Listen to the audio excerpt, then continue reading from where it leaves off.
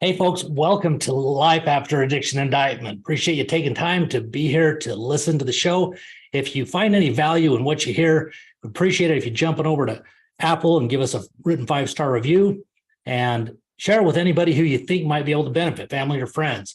Today, I've got a great lady out of London, but she's actually, been vacationing down in Ecuador, where she's at right now. And so I want to welcome Sandra Parker to the show. How you doing, Sandra? I'm doing fantastic, Steve. Thank you so much for having me. Really happy to be here. Oh, man, it's my pleasure. As I was, reading over kind of your story and your bio a little bit, there's so many things that reminded me of the holidays and what I used to have beliefs similar to things I read about, how you deal with certain situations, the holidays and parties and social settings and whatever without alcohol. And, I felt the same way if I didn't have my pills. How is that going to be? And I can tell you it's a lot better, but, so you moved over to London, like in your 20s. Where were you from originally? Yeah, so you can probably tell by, well, you might be able to tell by my accent that I'm Scottish. Some people guess Scottish or Irish, and I wouldn't be offended because my family are like third generation Irish, but Oh, wow. Originally I'm from Scotland, and I lived in Glasgow. And I moved down to London. Yeah, I went to university, trained in Glasgow, trained as a chartered accountant. Was quite keen to live in London. Was like a really exciting city. There's a lot more going on, and also I know we were talking earlier about the weather, and people that live in a warmer climate might find this funny, but when you come from Scotland, London's actually quite warm, so it was a better climate as well. And yeah, so I moved there in my my early 20s. Okay. And so as you started out, you were in the corporate world for quite some time, right? Yeah, so I hope you won't hold it against me, but I am a qualified chartered accountant. And I'd done a degree in business studies, then I got my qualification in Scotland, and then I moved to London, and I spent about 20 years, about half of it in investment banking, and then I had a corporate job as well. Oh, fantastic. I imagine, in the corporate world, there's a lot of socializing and a lot of things like that, isn't there, with clients and stuff? So, I mean, is drinking part of, kind of part of business in a way, isn't it? It definitely is. Yeah. And, when I moved to London, there was like so I was working in the city, and there's a real work hard, play hard culture. So it was very much expected that you socialized with alcohol. Particularly in London, you get a lot of people like myself that are from elsewhere. People sort of come down. There's a lot of young people from all over, which is quite fun. But alcohol was the kind of like social elixir that people were expected to have, and whether that meant where you were socializing with clients or even you're out with colleagues or your boss took you out, alcohol was the kind of the glue that held everybody together. Yeah, that's interesting because I come from a background, but Mormon background, and believe it or not, even though I was addicted to drugs for a long time, I'm just grateful alcohol just never found its way with me. Otherwise, I probably would have been dead, honestly.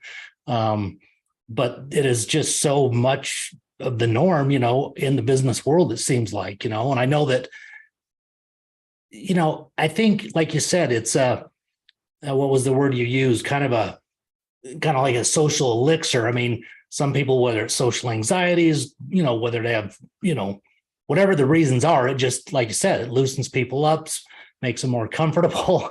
And I know a lot of people, they use it for those reasons. And before you know it, it's happening more and more and more. And before you know it, some people just can't let it go. Is that tell me a little bit about your experience with alcohol and then kind of how it progressed and, effects it may have had on your life. Yeah, of course. So like growing up in Scotland, I didn't know anyone that would have been typically identified as an alcoholic.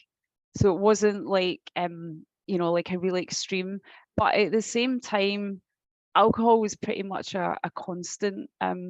not so much like in my parents' generation, but like for my generation, like in terms of socializing, so when I went to university, it was really very much that was how you met people, that's how you made Yeah. friends, that's what you done.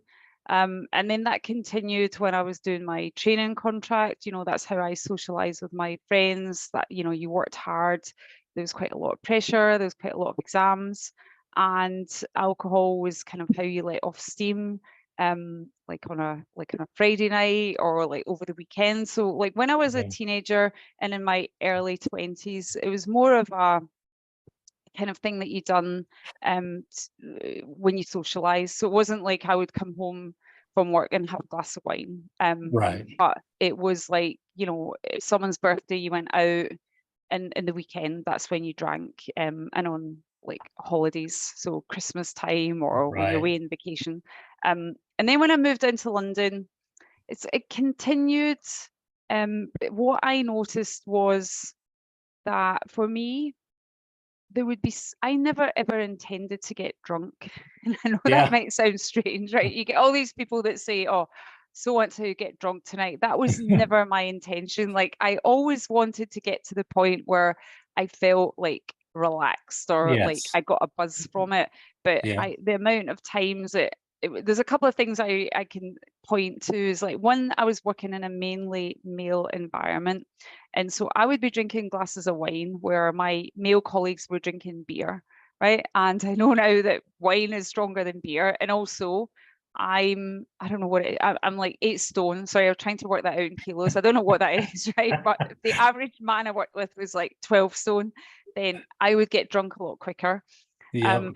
And so what I noticed was it wasn't that I became a daily drinker, but I had this consistent pattern where every so often when I went out, I ended up drinking more than I wanted to. And I would probably drink more than I wanted to quite frequently, but like at least once a month, I would wake up the next day and I wouldn't remember exactly the night before. Really. Right. And when I was a teenager, that was considered funny. I never really thought it was that Right. funny, if I'm honest with you, Steve, but you could get away with it. It was like, oh, what a laugh we had. Right. Right. As I got older and as it changed from being like with like student friends, and friends I knew well in Scotland to like colleagues at work, I suffered from terrible anxiety. So I would wake up the next morning and I would just have this huge fear, and I would try and piece together the night before. And it would be like, right, what did I say? Like, what did I do? Who was I with? So was it kind of like blackouts then? Is that what was Yeah. happening? Okay. Yeah. I mean, it would, when people say a blackout, people think that, like you're sort of like swimming in a pool of your own vomit or something like that, and it's Right. really extreme. But actually, like, from what the work I do now, it's a lot more common than people realize. Like a lot of people will say to me, I can't quite remember. And they think they've got a poor memory. And we can convince ourselves of all sorts of things. Oh, it's just my memory, right? And it's like, Yes. it's not your memory. And what I know now is that I wasn't forming memories because I had drank to the point where like I had so much alcohol in my system that my brain was focused on keeping me alive. And that's why people slur their words. That's why people have got bad balance. And I wouldn't remember. And it would range from at a really extreme, it could be hours that I wouldn't remember. But I'd say like at least once or twice a month, there would be elements of a night that were hazy. Right, there might be something big that happened and I would sort of half remember that, or there would be an uneasy feeling, like did I argue with that person? There's a kind of bad vibe that I'm remembering, but I wouldn't quite remember the whole thing. And Wow. the thing that was really sad about it now when I look back at it, Steve, was like it was supposed to be a night out, like Yeah. you would spend a couple of days beforehand chatting to your friends, like, oh, I'm really looking forward Forward to to it. this night out, somebody's birthday, somebody's here, and you'd be working hard all week. And the amount of times that I would have spent a Saturday or a Sunday just absolutely dreading seeing the people that I'd been with the night before. And, you know, if it had been work colleagues, I would be like, oh my God, I have to go back to work on Monday. And, you know, as I got older and we had mobile phones, it would be like messaging people, like trying to laugh it off. Oh, that was such a laugh. And then the So, I thing mean, that's, were you like have anxiety and fear of like what happened? So you weren't sure? Is that a big part of it? Or yeah, like, did I make a fool of myself? yeah, Like, these were the things that would go through my head, right? Like, did I fall out with anyone? Did I make yeah, a fool of myself? Who else was there when I was really drunk? How much were they drinking? Like, if everyone was as drunk as I was, well, that's okay, because, you know, then right. people won't. Everyone was in it, and we can just say it was a laugh. Yeah. And it was a sort of feeling of, did I get away with Yeah. it? And when I think about it now, it just you know, it's like you can spend a long time regretting it or being sad, but I just think of like how much of that night did I actually enjoy versus a couple of days of anxiety Yeah. afterwards. Yeah. No kidding. It's not worth it. No, absolutely not. So that went on for years then? Yeah, and it would be, you know, it wasn't that extreme. It wasn't like I was turning up to work hungover or falling Right. over or anything like that. But every so often, you know, I'd maybe upset one of my friends, or I would be like, you know, Sandra, get a grip here. And I would just, it would happen less frequently as I got older, but at the same time, alcohol seemed to affect me worse when I got older. So I started becoming aware that I felt really rough the next day. And I also started to become aware that it was something I wasn't in control of. So it was sort of like my lifestyle changed, right? So when I was in my 20s, I don't know if you, like, I know you didn't drink alcohol, but like in my 20s, I used to drink vodka and Red Bull, right? That was Okay. that was that was like a double whammy, because the caffeine in the Red Bull kept Yeah. you awake, and the vodka was the alcohol. And then when I was older, like, I would think, oh, I'm quite a sophisticated drinker, and I would drink wine, right? And so my lifestyle changed. I wasn't like in a student bar, you know, I was going to like a Right. nice restaurant, Yeah. but the alcohol just kind of like was constant, right? So just because I Yeah. was drinking organic wine, it didn't mean it wasn't alcohol. Um, Right. so I became more aware as I got older that this was not aligned with the rest of me. You know, I became quite healthy. I learned to meditate.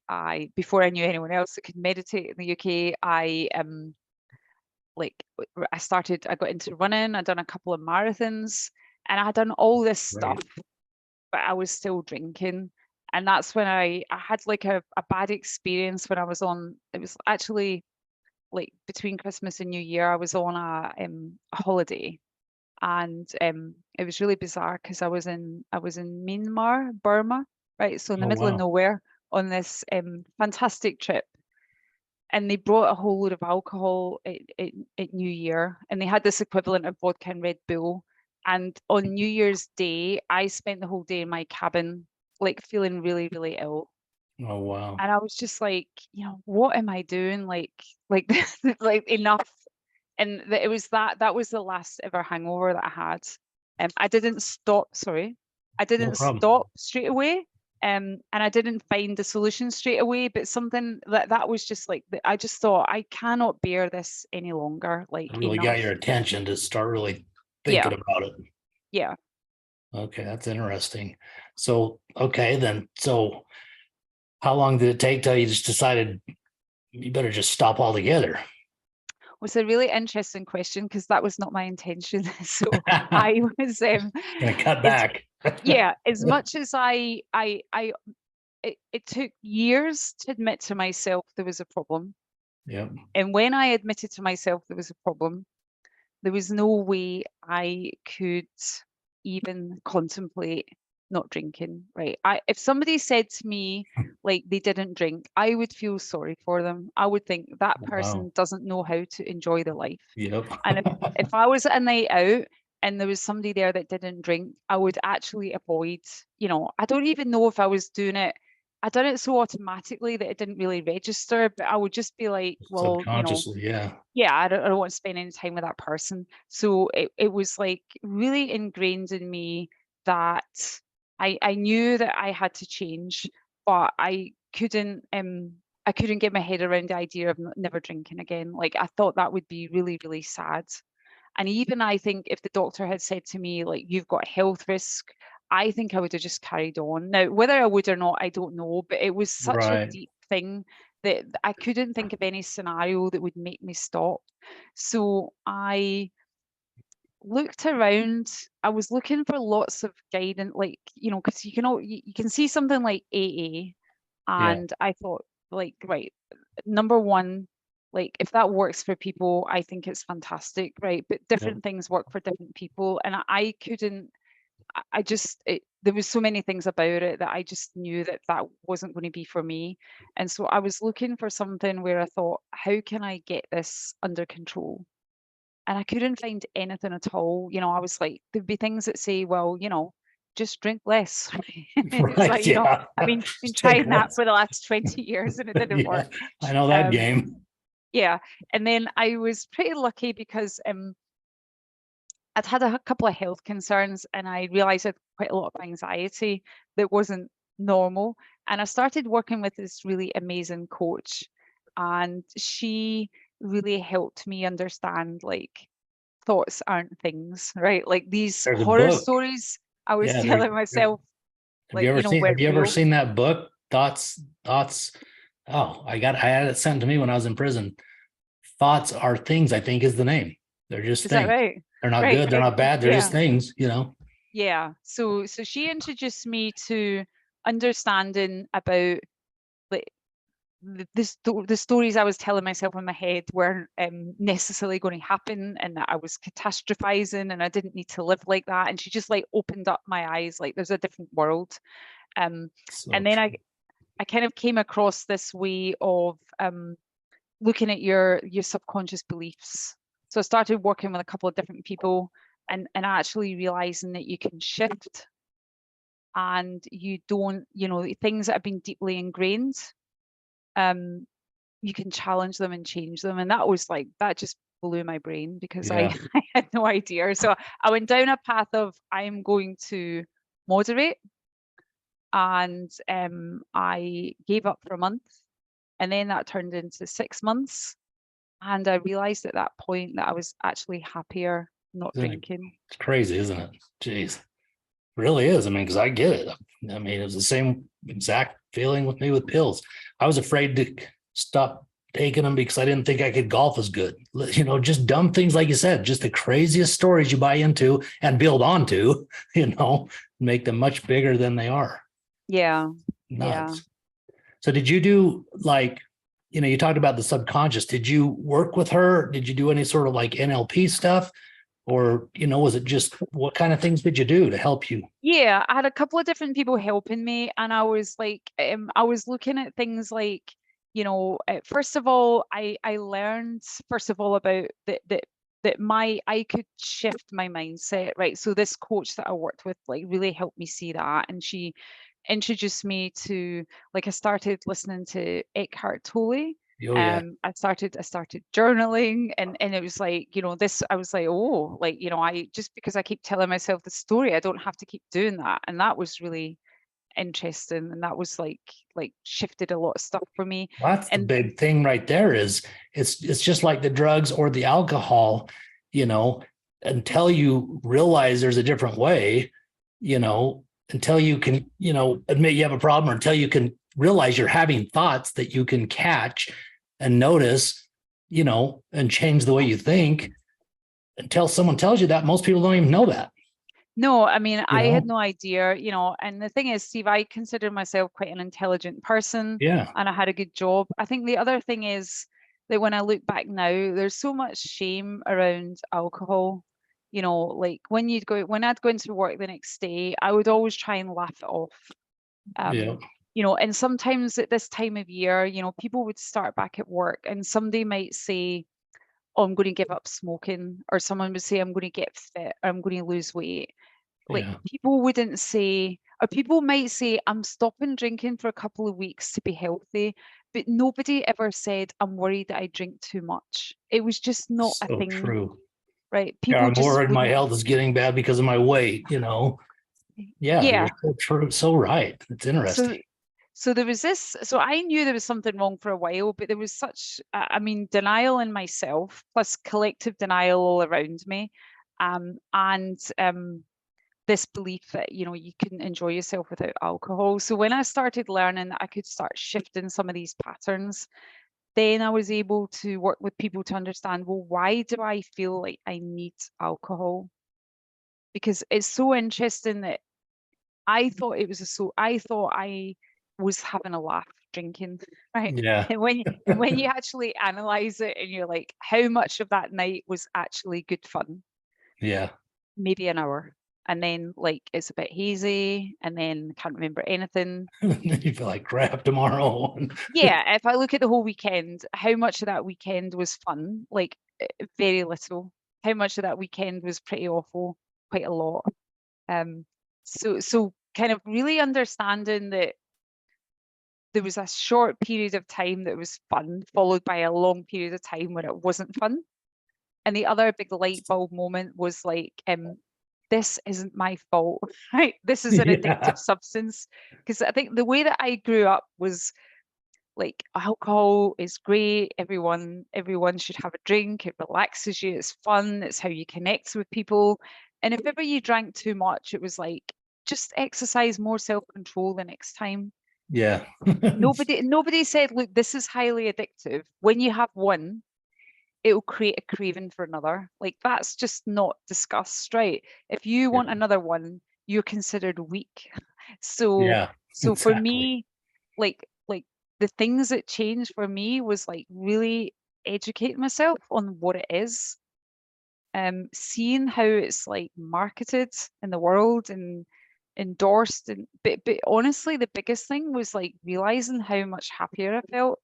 When you know, when you think you're going to miss out, like you don't drink, if you don't work out why you're drinking, you'll think not drinking's awful because you drink because you're sad about something. And when you Yeah. take that away without addressing the root cause, you're like, oh my goodness, this is awful, Bingo. right? But That's the key right there, isn't it? yeah. And so Yeah. because I Same was with able drugs. to, yeah, I'm sure it's exactly the same. Period. Yeah. We're masking something. We're hiding something. We got some sort of pain. We got something going on that, you know, Yeah. why we do it. Yeah. And even for socialize, I'm so sorry. Go ahead. You're fine. Even for socializing, you know, I would have said I'd done it to have fun, but there was a big part of it, there was actual social anxiety. Yep. That's me too. So yeah, so that's kind of how it all kind of came together for me. I hope that answers your question. No, that's great. It is so interesting as you're talking about advertising and looking. I mean, other than I'm in Utah and, you know, was a Mormon most of my life, you know, I still knew it was pretty normal, right? I mean, it was normal socially to drink. That just, you know, that's the way society puts it out there, you know, Yeah. or that's the way society has been trained to think and to operate, frankly. And, you know, it's kind of sad actually. But, you know, I think you're lucky in many ways, but I'm going to make an assumption here, but I'm going to let you continue to explain your story. But, well, I'll just ask you the question instead of make the assumption. So as you know, got through the corporate world and whatnot, kind of, you know, realized what was happening, made some changes. The only way, in my opinion, that someone can be successful at helping other people with a problem like, you know, you've had, and many that have had it made, you know, much worse, is by working with someone who's been there, who understands.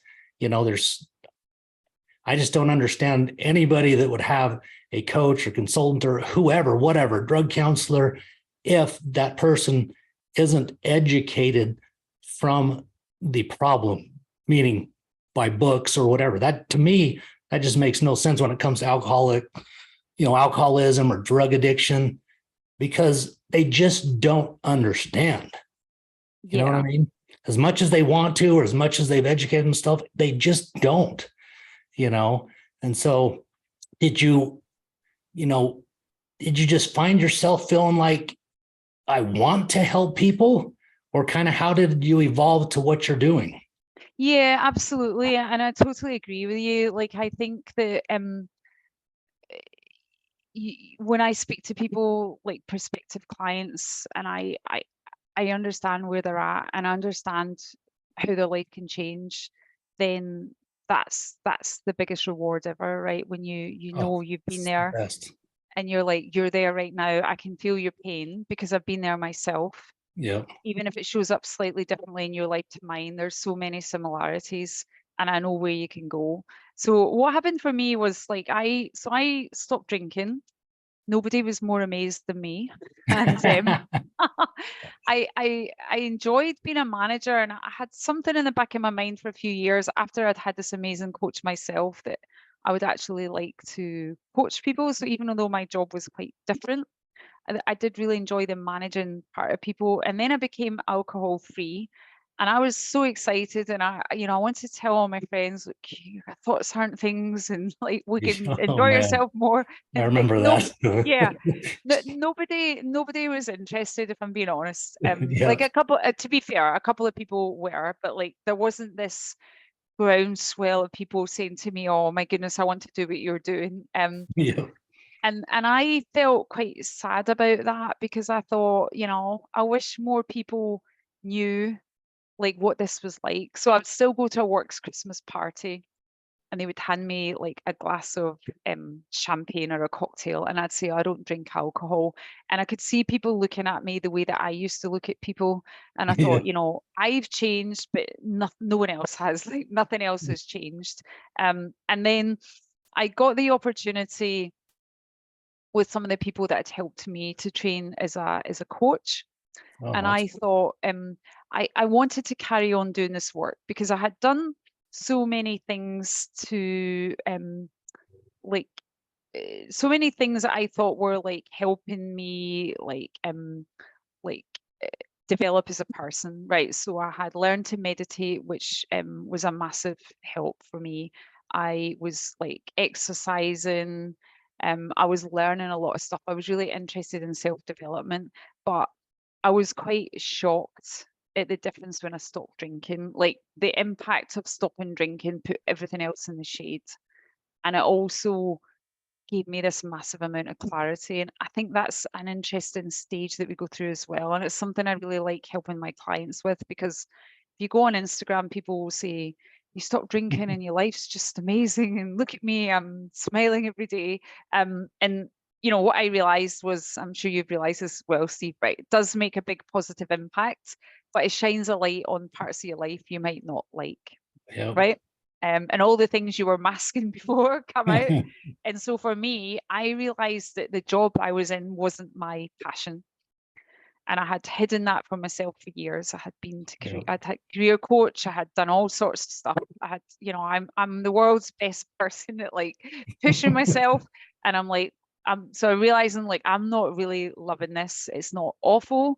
It's well paid, but this is not my passion. I think that's the majority of society. If you want I mean, I believe, unfortunately, it's sad to say, but I really believe that's the case, because we're just trained to get a job, and you're just doing life the way we think we're supposed to do life. And we cheat ourselves, I think, because everybody has a gift, and it's so much better, at least my experience, you can agree or disagree, but when you're doing something that number one fills you up, but makes a difference in other people's lives, Yeah. it's so much different, I absolutely. And the thing that shocked me was the clarity that I got, because I obviously knew that, if you wake up hungover, you can't, your brain's fuzzy, you can't really make any good decisions. Like, and that's really obvious. Yeah. But what I didn't realize is like, you didn't have to be drinking every night to make a big difference in terms of the clarity.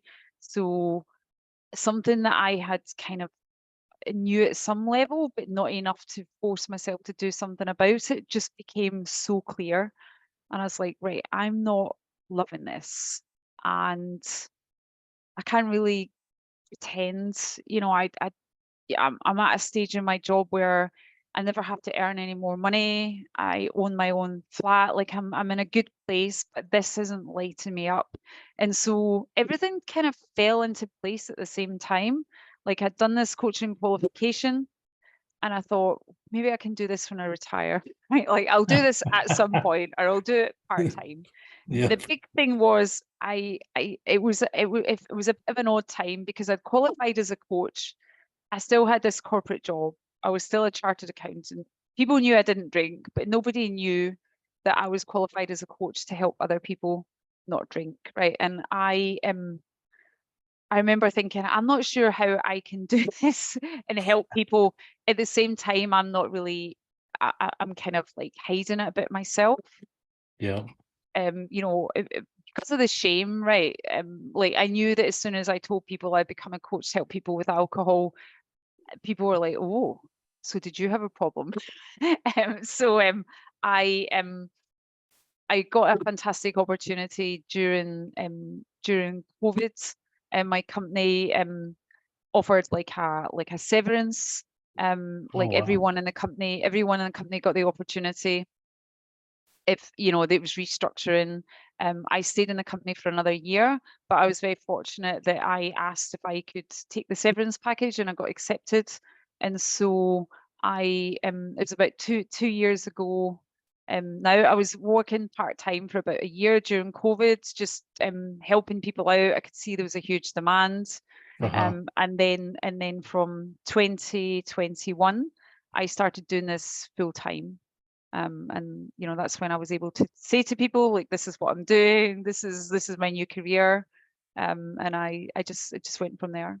Did you get to the point where you had no problem, not worrying about people knowing that you had that problem in the past? Did you get past that? Yeah, and I it was such a weight off my shoulders to be like, this is what I do, because I thought, it takes people a lot of courage to, I encourage people to like book a call with me, and we'll talk about, I'll explain to them a bit about what I do, my process, and we'll have a conversation to see if we're a good fit.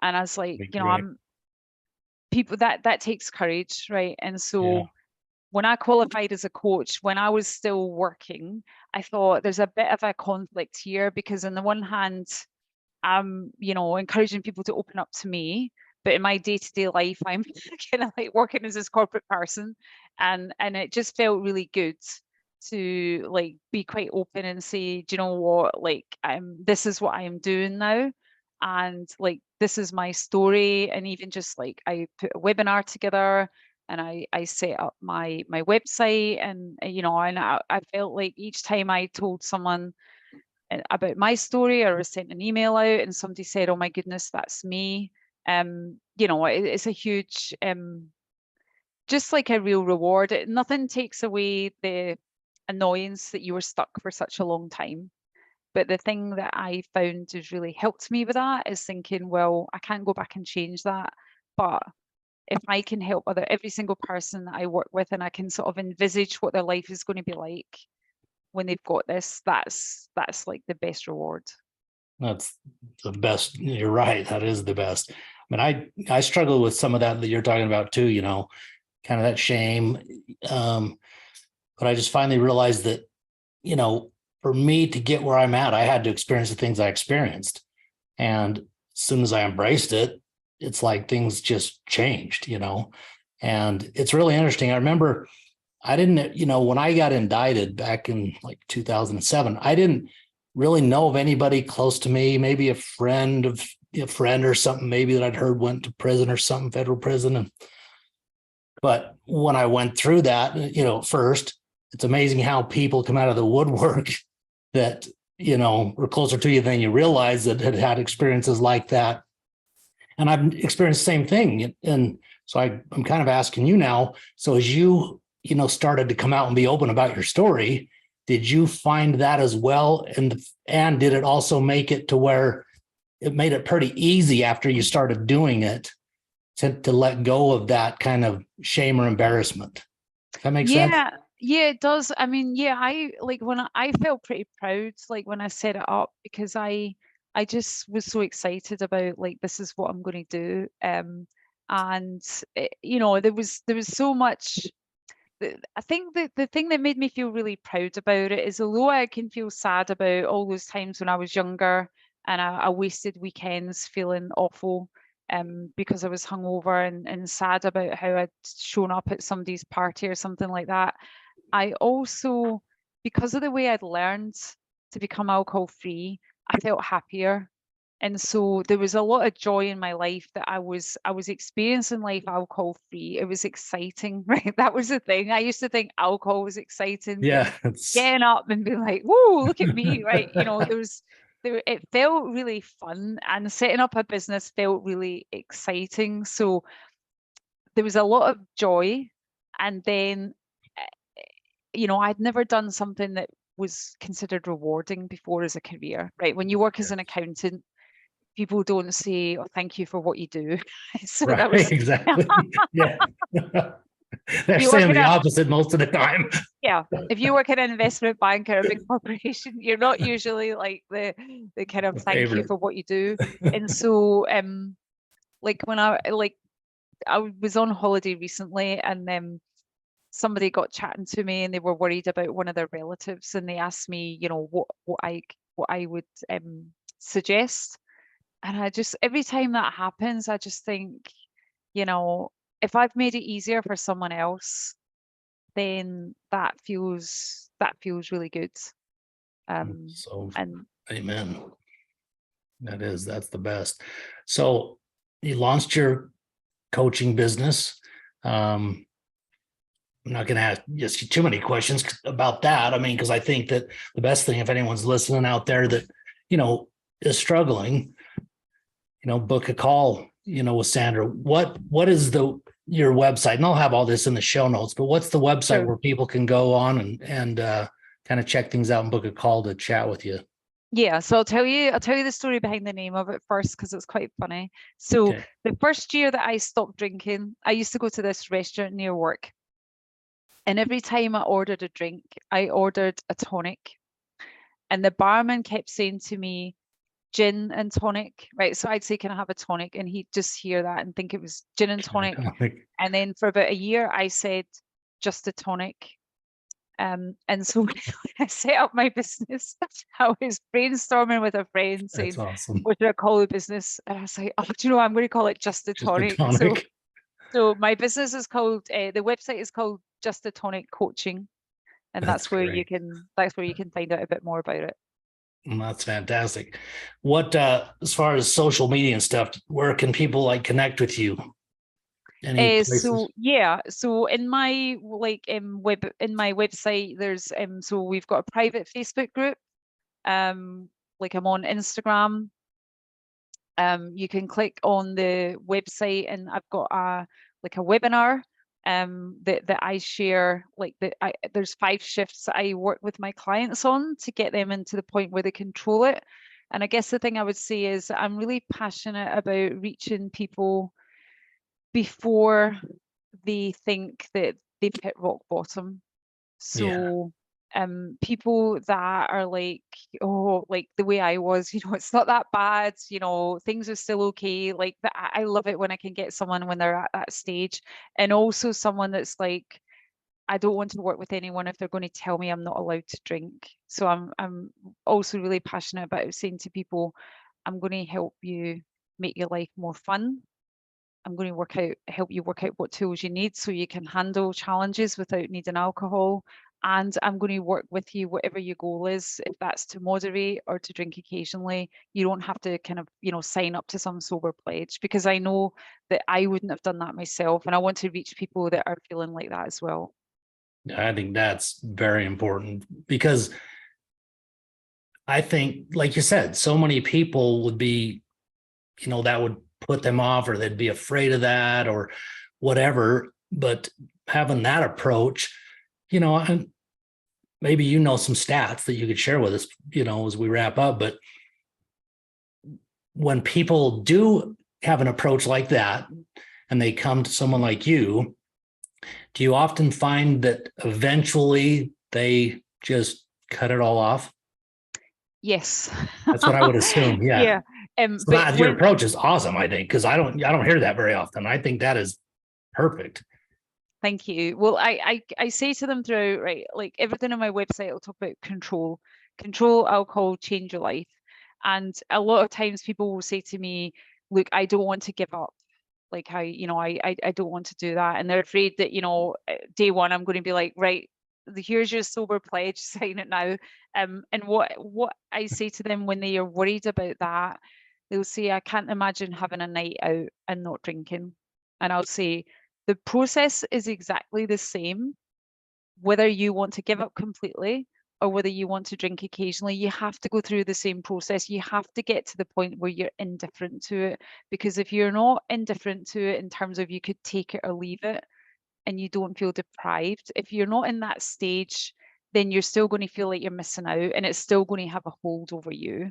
And so I explain to them that the great thing is that once you get to that stage where you can take it or leave it, and you have a break, the longer you have a break and the more alcohol-free experiences you have, most people will then feel like actually it's not worth introducing it again. There's so many rules I have to put around it. Now, some of my clients do, and I got a message from a woman the other day, and she's like, I sent her a Christmas card, and she was like, happily, I drink occasionally, it's very well controlled. But I would say that probably about 80% of the people that I work with will go on to decide that they don't want to drink again. That's cool. I figured that stat would be pretty high. So, but what a great approach, because then people got nothing to lose by talking to you. I mean, you couldn't find a better person, in my opinion, that has experienced it, that felt the same exact way, but chose to stop. If you don't want to, no problem. Find a way to live your life happy, but be in control of it. So, well, that's great. Well, any last words of wisdom, Sandra, before we go? So first of all, it's been really lovely chatting to you. So thank you very much. Really enjoyed it's been my pleasure. Thanks for your time. I would just say to people that, this is a time of year where a lot of people reflect on, it's the start of a new year, and there's a lot of challenges right now, right? Like this is a stressful time for a lot of people. And, if you're listening to this and you're thinking, well, I need alcohol, like it's like life is stressful enough. It's just worth thinking about, if you feel that you need it, to consider that actually you might be happier without it. And if you notice that the idea of not having it gives you some kind of fear, or you already know there's a problem, but you're terrified of confronting it, I just want people to understand now that we can do so much more than just tell people to exercise willpower. There's like a much happier way to get control. We know the subconscious mind, our brain patterns, changing our behaviors, we're so much more advanced than we used to be. So it is a lot easier than the traditional approaches.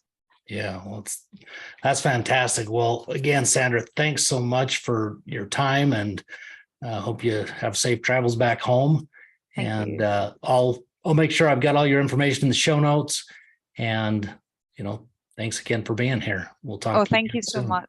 It's my really pleasure. Great to be on. Thank you so much. My pleasure. Thanks. Bye.